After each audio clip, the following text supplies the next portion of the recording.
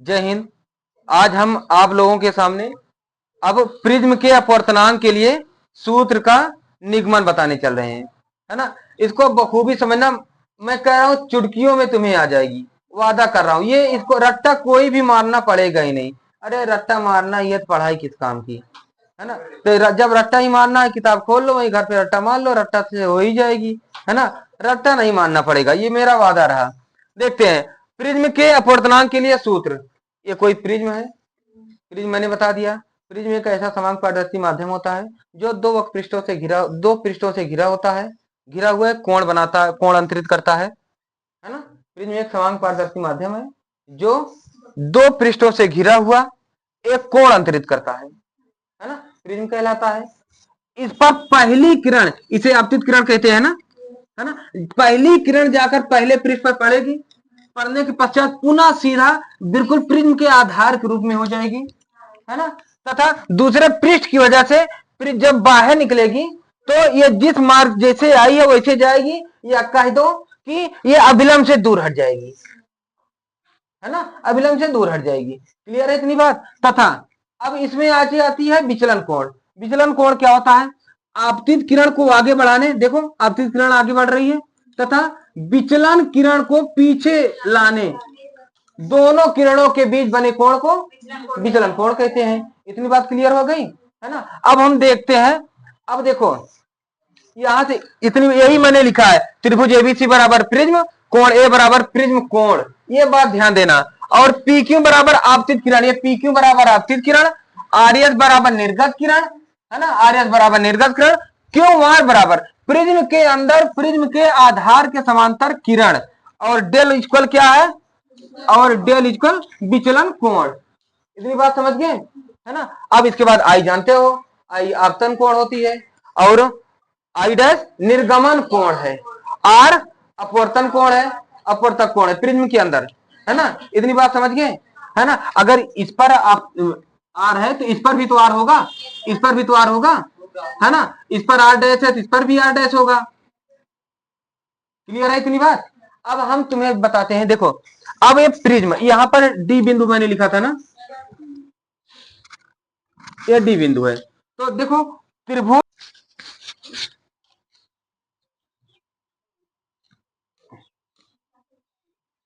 देखो त्रिभुज, त्रिभुज डी क्यू आर में से, त्रिभुज डी क्यू आर से, आर से कोण डेल बहिष्कोण है, कोण डेल, तो कोण डेल बराबर क्या हो जाएगा?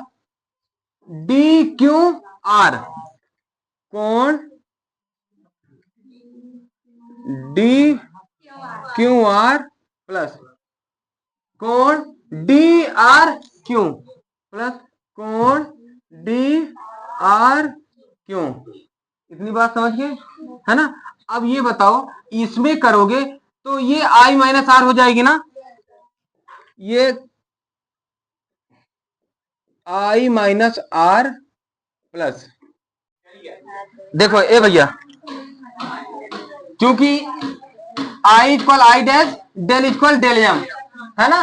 डेल इक्वल डेल एम है, तो इसको del M plus A is equal I plus I dash को आई ही लिख दे, है ना। दोनों बराबर है तो आई लिख देते हैं, है ना। तो ये हो गई 2i, del M plus A is equal to I हो गई। तो इधर लाकर डिवाइड कर दोगे तो I is equal del M plus A by 2, ये समीकरण नंबर 5 है, ये 6 है, ठीक है ना, है ना। अब यह ध्यान दो, पहले एक बार फिर से हम समझ लेते हैं, है ना। देखो हमने कहां से पहले उठाया? त्रिभुज डी क्यू आर, देखो डी क्यू आर में, है ना, कोण डेल बहिष्कोण है ना। तो ये कोण D Q R plus D R Q, ये बराबर होगी ना, डेल के बराबर होगी, यही लिखा हूं D Q R plus D R Q. इसका मान नहीं रखा आई माइनस आर, क्योंकि आई माइनस आर हो जाएगा, इसका I dash minus R dash हो जाएगा। ये ना I minus R I dash minus R dash हो जाएगी ना, मैंने पिछले वाले स्टेप में बता दिया था कैसे होगा, है ना। अब फिर यही हम बस ब्रेकेट हटाकर दोनों बराबर कर लिए हैं, है ना, बराबर कर लिए। फिर आई प्लस आई डैश ये इकट्ठा कर लिए भैया, यहां पर ये हो गया इकट्ठा, है ना। यहां आर माइनस आर डैश ये इकट्ठा हो गया। अब इसमें से माइनस हम कॉमन ले लिए, इन दोनों को जुड़वा भाई को एक साथ कर दिए, इन दोनों जुड़वा भाई को एक साथ कर दिए, माइनस कॉमन ले लिए, आर प्लस आर डैश। इतनी बात क्लियर हो गई, है ना। फिर चतुर्भुज ए क्यू ई आर से, देखो ए क्यू ई आर से, है ना, ए क्यू ई समकोण है, ए आर ई समकोण है ना, समकोण A Q E plus A R E equal 180, है ना, 1990 180, है ना। देखो यही लिखा हूं A Q E plus A R E equal 180, तो यही इसका मान हो जाएगा ए, इसका मान हो जाएगा ई, है ना। तो इसका मान है ए, इसका मान है ई 180, इसको इक्वेशन नंबर सेकंड मान लिया, कोई दिक्कत नहीं ना। अब त्रिभुज डी क्यू ई आर में देखो, क्यू ई आर में, क्यू ई आर त्रिभुज में क्या होता है, त्रिभुज के तीनों अंतःकोणों का योग 180। तो देखो तीनों अंतःकोणों का योग, आइए देखो ये है आर डैश आर, ये आर डैश ये E, R R dash E equal 180, यही लिखा हूं, देखो इक्वेशन नंबर थर्ड मान लिया। क्यों होता है, क्योंकि त्रिभुज के अंतःकोणों का योग 180 होता है। इतना बात समझ गए।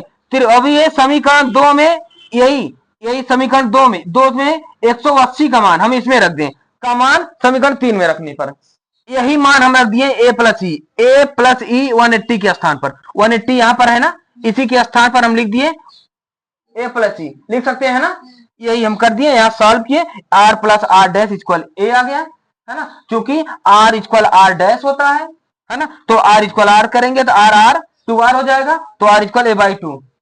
तुमसे सवाल पूछा जाएगा कि ज्ञात कीजिए कि यदि प्रिज्म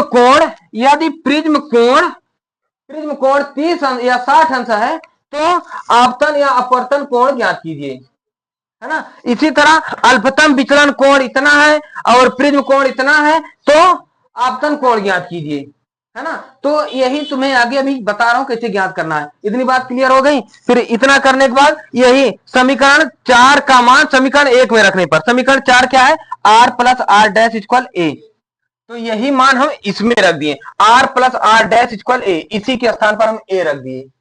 क्लियर है इतनी बात, इसी के स्थान पर ए रख दिए, हम यही सॉल्व करते चले आए, ए रख दिए, I plus I dash, I dash बराबर आई डैश है ना, तो यहाँ 2i हो जाएगी, और इस ए को इस साइड लाएंगे तो डेल प्लस ए हो जाएगा, क्योंकि डेल इक्वल डेल एम भी अल्पतम विचलन कोण या अल्पतम विचलन कोण दोनों समान होते हैं, मैंने बताया ना न्यूनतम होता है ना।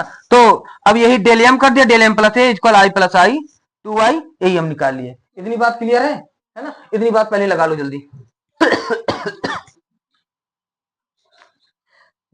चलो भैया लिख लिए।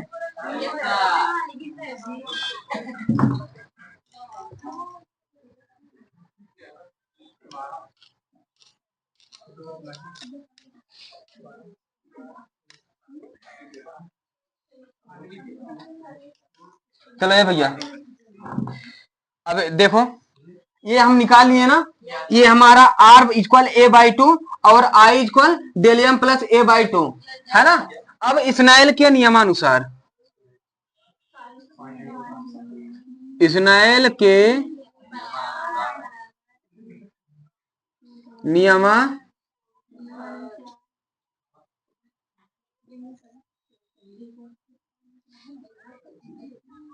क्या होता है, sine i upon sine r equal n, है ना। इसको समीकरण 7 बना दो, है ना।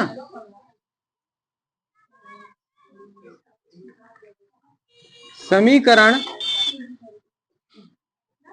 7 में समीकरण 5 व 6 ख से आई व आर का मान रखने पर। ठीक है ना। अब क्या करोगे भैया, देखो ये साइन आई इक्वल क्या है भैया, del M plus A by 2 upon sine a by 2 equal n. यही प्रिज्म के लिए अपवर्तन का सूत्र है। यही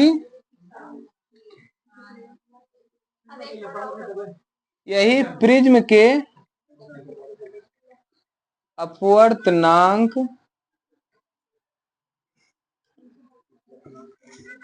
के लिए सूत्र है, जहां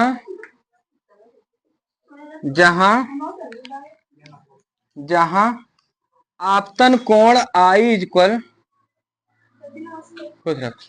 आपतन कोण आई इक्वल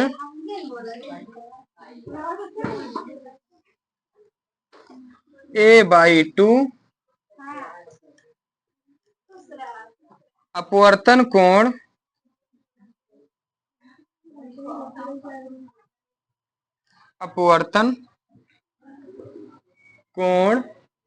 आर बराबर A plus del M by 2।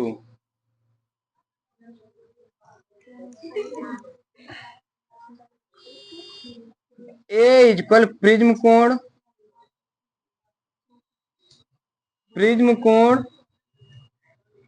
और डेल एम इक्वल अल्पतम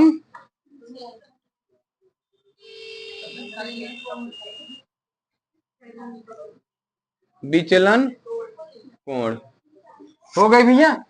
हाँ जल्दी लिख लो ये बेटवा, ये पहले ये लिखना, फिर ये लिखना, इसके बाद पूरा यहां से इसे उतार लेना यहां तक। समझ गए ना, पूरी बात क्लियर है ना।